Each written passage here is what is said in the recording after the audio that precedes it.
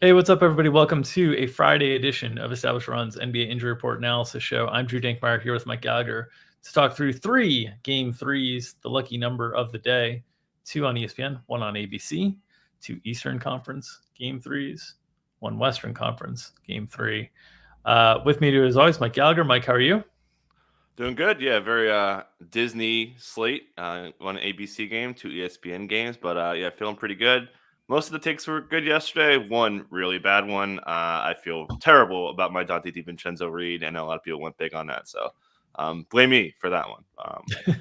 I like my good takes. I feel great, but man, I feel really bad about how I read the Dante situation.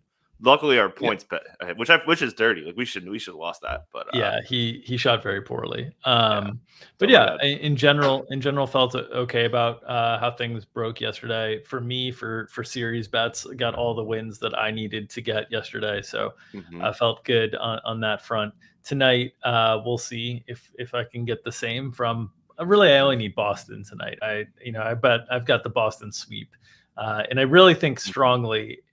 The difference between playing a 2-0 road game and a 3-0 road game in terms of the team's effort is substantial. So Hmm. we saw that last night with the Brooklyn Philly game, where really, like, I think as many things could have gone Brooklyn's way as possible outside of Joel getting ejected, which I thought he should have been.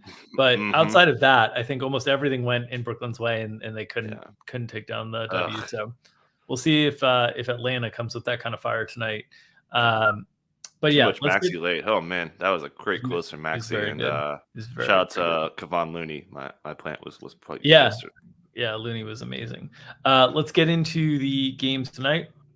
We'll go kind of game by game with the injury stuff. Boston Atlanta has really nothing on it. Hmm. Danilo Gallinari is out. He's been out all year for Atlanta, so there's no questionable tags. There's no notes really. What would you like to let the people know about Boston and Atlanta for Game 3? Yeah, Atlanta. So the biggest rotation change that we saw was Bogdan. I think it was 3-4 minutes in game one, and it got to 11 in game two. That's a really big increase, partly because they were playing from behind, and they just need offense. I think that they just are going to kind of hope that Boston misses shots and just inject more offense. They want to shoot more threes. They've been really bad at the catch and shoot stuff, dribble jumper stuff. So I think they just got to lean into it more. So consequently, we saw Jalen Johnson kind of go away. We saw Sadiq Bey's minutes get cut. We're seeing a lot of minutes out of DeAndre Hunter. He got a little bit of a squeaky wheel from Quinn Snyder going into it and then also coming out of it. So it sounds like they want to get Hunter really involved. And DeJounte Murray's ball handling role really picked up. Out potential assisted Trey and ran pretty close on ball handling, only a minute apart, which is way tighter than it usually is.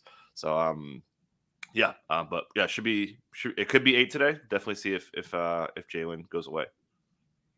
You mentioned the Bogdan minutes. You were referencing playing alongside Trey and Yes, DeJounte in sorry. terms of what those minutes were.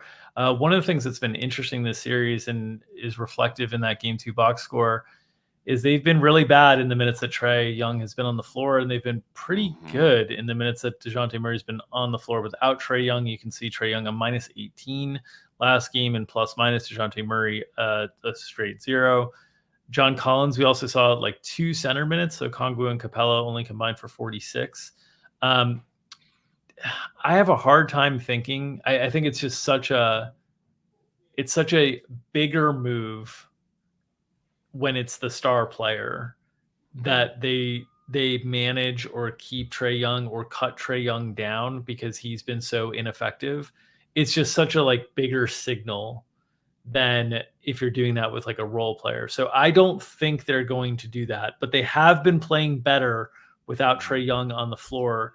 Do you think there's any risk to Trey Young's minutes not getting the normal playoff boost that we see?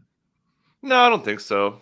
It's role though. I think his role could change. I wouldn't be surprised if we see Dejounte, kind of ice him from not ice him, but cut that gap to like 0 for ball handling. Mm. But Dejounte's going to play a ton. He's certainly a guy who's capable of playing long stints, et cetera, et cetera. Saw 40 minutes in the last game. If this game's close, we could see Dejounte getting, I wouldn't say Booker-esque minutes, but pretty close. Yeah. Okay, on the Boston side, any notes there that you want to share with the people in terms of rotations? It's been pretty straightforward for them the first two games. Once we figured out they were going to play Hauser over Grant Williams in the series. Yeah, not much to add. Just man, Derek White, they are attacking him with attacking Trey Young with him a lot, getting early touches in the clock. He's been just awesome, man. And shout out to Malcolm Brogdon, 6th man of the year as well. Don't have too much to All add right, besides that. let's move to Cleveland and the Knicks. Nobody on the injury report tonight for the Knicks. So Josh Hart, who was doubtful then questionable, played ineffectively in game 2, not listed on the injury report. A little bit surprising to me that there's not even a tag.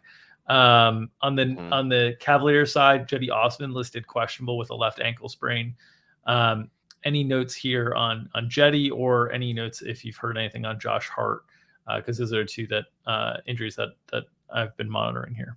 Yeah, nothing from Tibbs on the Hart stuff. He's just a tough dude. If maybe it affected his play. He was not very good. Defense was actually okay, but his offense wasn't very good. The minutes went terrible. Minus 29. So yeah, don't have too much to add there. Julius Randle's back injury is something to keep an eye on. They didn't list him, but this is a team that kind of played peekaboo with their injury report on Julius Randle's ankle. So wouldn't be surprised if they're doing the not listing him to maybe hide that he's hurting, because he felt pretty bad, and that's been a pretty big trend in the playoffs, right? Back injuries. Giannis, we saw Embiid hurt his back a little bit yesterday. Randle, so I think Giannis was obviously the worst and he missed time, but yeah, keep an eye on that. I'm curious to see if that affects him. His minutes have been lighter than we were accustomed to. We haven't been too aggressive on his minutes, but had he been healthy, we'd probably projecting him like 38, 39. And we're putting him at like mid-30s. But yeah, just keep an eye on Randall's back. I'm sure. Hopefully we get some videos of him warming up later today. Yeah. I guess just to go on the Cavs side. Good. I was just going to say, and then on the Jetty Osman side of things. Yeah, he went through shoot around. I haven't looked at starters jerseys yet. I can do that maybe on the next break here. But I would honestly be shocked if it's not Karis LeVert starting. Commentary from JB Bickerstaff saying that Okoro has to, quote-unquote, stay ready. They respect him, so and so, yada yada yada. All the hey, thanks for helping us. Yeah. Goodbye. Like all the coaching buzzwords. So I mean, LeVert, he was a focal point of the offense. They deliberately, like we talked about Trae Young being attacked, they were really going at Jalen Brunson with Karis LeVert. That's going to be a big staple of their offense here. Curious to see how that affects Mitchell, whose usage rate was way down. Should add Donovan Mitchell, the Sun runningest of Sun runs for assists, had 13 assists on 9 potential assists, which was probably the biggest gap I've ever seen since looking at that stuff. But yeah, a lot of minutes for Allen, a lot of minutes for Mobley, Jared Allen birthday narrative as well. So but yeah, I'm also expecting Jetty and Danny Green to stay in there. Commentary from Bickerstaff said they kind of liked it. And yeah, Jetty's role is pretty secure. Going to shoot around, I think he's not limited, and he could play mid-20s again. Yeah, and I mean, do you think this is a 7-man rotation? I think it might be. Mm-hmm. I don't know if we're there yet. I think that they got to 1-1. I think we might see like that late first quarter, early second quarter minutes for like Neto or Rubio or Robin Lopez or Dean Wade or Lamar, like whoever they want to put in, and then tighten it up in the second half. Like I would expect to probably see only 7 guys in the second half, but or Coro off the bench or whatever. But yeah, it's interesting. It's very clear that they figured out the 5 guys that they can play, and then 2 guys that are viable to fill those minutes when they have to rest anybody. So for Cleveland, very early in this series, we've seen them get to a very deep in the playoff rotation. I mean, these are types of playoff rotations you really don't normally see until teams get into the conference finals, right? But it's the nature of this Cleveland roster right now. Yep. Okay, let's move to Denver and Minnesota. Last game, Nikola Jokic was listed questionable with the right wrist sprain. He's listed probable today. Put up a 27, 9, and 9 game. Was effective. Was the same usage we've seen generally from Jokic. It looked largely like the same version of him we've seen all year. Play at a MVP level once again. Any concerns around Jokic? I was noting that in our live shows that the props market was very weird to me, because I just haven't seen all year long a props market react to speculative injury stuff as aggressively as it did, and I didn't know what to do with it as a result. We probably should have taken an over there, but it was tricky. Any residual concerns for you on Nikola Jokic? Very little. Took more jumpers, took more runners. All the wristy things were more prevalent in game 2 than they were in game 1. So yeah, I feel pretty good. He's going to have a full role. Michael Porter Jr. foul trouble.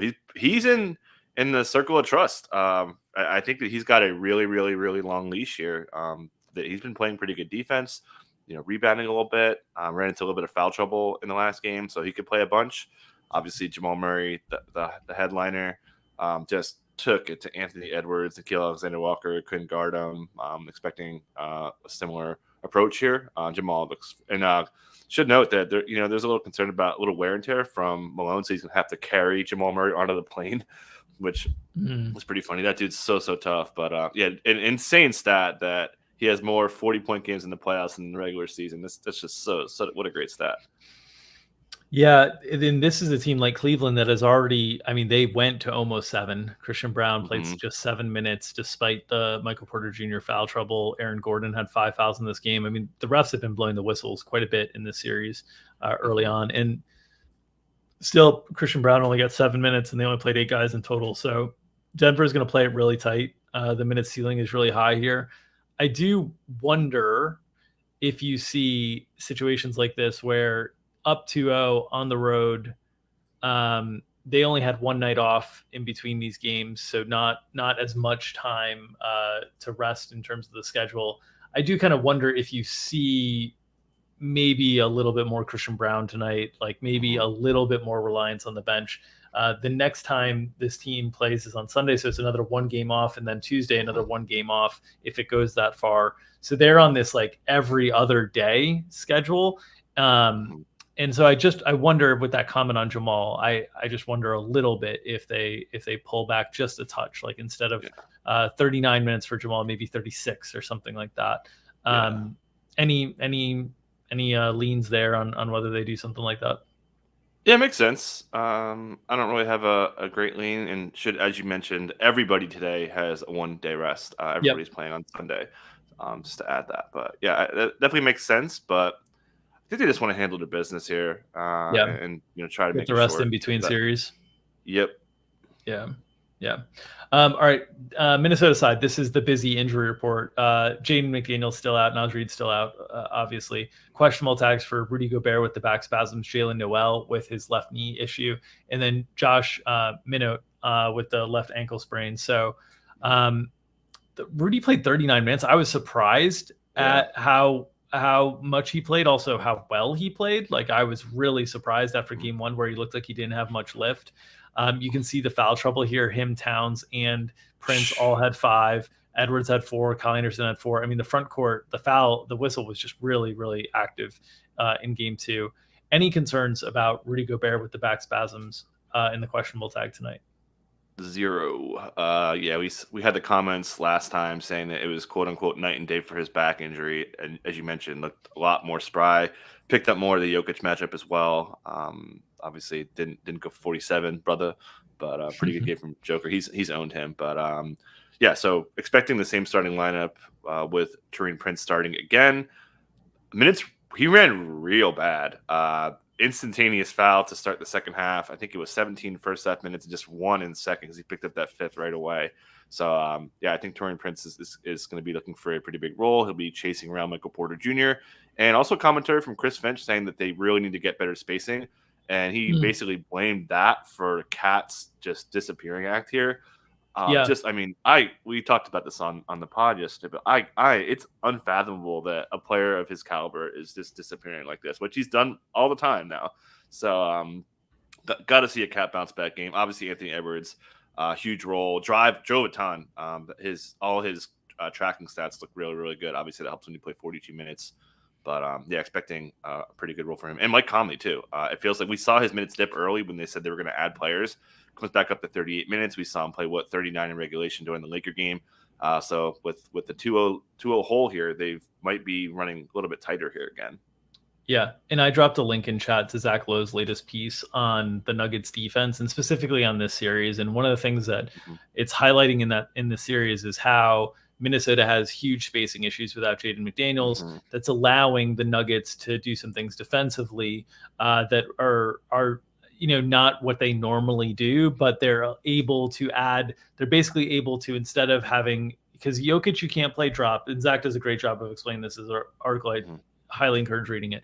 You can't play drop with Jokic really aggressively because any guard he's not athletic enough to like jump and contest at the rim. So any guard is just getting a free lane.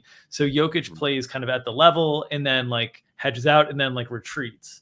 And that's kind of the standard, but they've been allowed to play a little bit more drop with bringing the weak side defender over for help because there's not a threat of floor spacing and they know that they can leave off somebody. In this case, it's been Kyle Anderson that they've been comfortable kind of leaving off of and helping towards Taurean Prince in that corner. So whenever Nickeil Alexander-Walker or Kyle Anderson are on the floor, there's somebody they're comfortable leaving, essentially from a shooting perspective.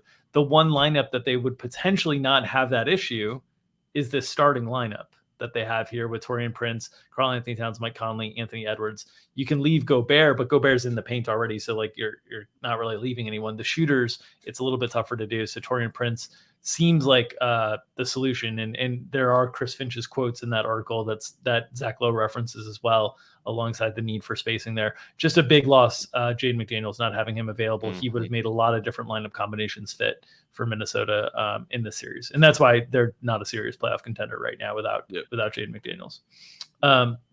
Okay. Any other notes that I missed before we get out of here? No, I don't think so. Pretty straightforward slate. Again, sorry about Dante DiVincenzo, but yeah, it's pretty straightforward. But should be excited for what you guys got later. You guys are running pretty good on the analysis for DFS, so yeah. As always, support the people who are supporting us. The show is brought to you by our friends at Underdog Fantasy. They have daily NBA snake drafts running for money, in addition to many formats of NFL offseason best ball contests running for huge prizes. If you're playing NBA Pick'em, in-season subscribers can use our tool to compare ETR projections to their fantasy Pick'em games. And if you haven't signed up for Underdog yet, use promo code ETR for a matching deposit bonus up to $100. That's promo code ETR at UnderdogFantasy.com. As Mike alluded to, you don't want to miss our live shows behind the paywall. Today at 5 o'clock Eastern, myself and Gary Hartman will be breaking down this 3-game slate. It's a 3-game slate that we had success breaking down last time with one of our subscribers finishing first in the fadeaway. So hopefully we're able to nail it again with these teams. Of course, we'll have the good chalk, the bad chalk, the contrarian pivots, and the flag plants, as always. So join us behind the paywall. There are playoff sales going on, as Mike has pulled up on the screen. So check out establishtheRun.com, subscribe/MBA for details on those deals. As always, if you're uninterested in giving us your hard-earned dollars, we do ask for your hard-earned clicks. Subscribe to this YouTube channel, get notifications whenever we go live. And of course, smash that like button and help feed that algorithm. You feed the algorithm, it helps feed our families. We continue to feed you the NBA injury analysis and information you need to make your DFS lineups, your spread bets, your prop bets.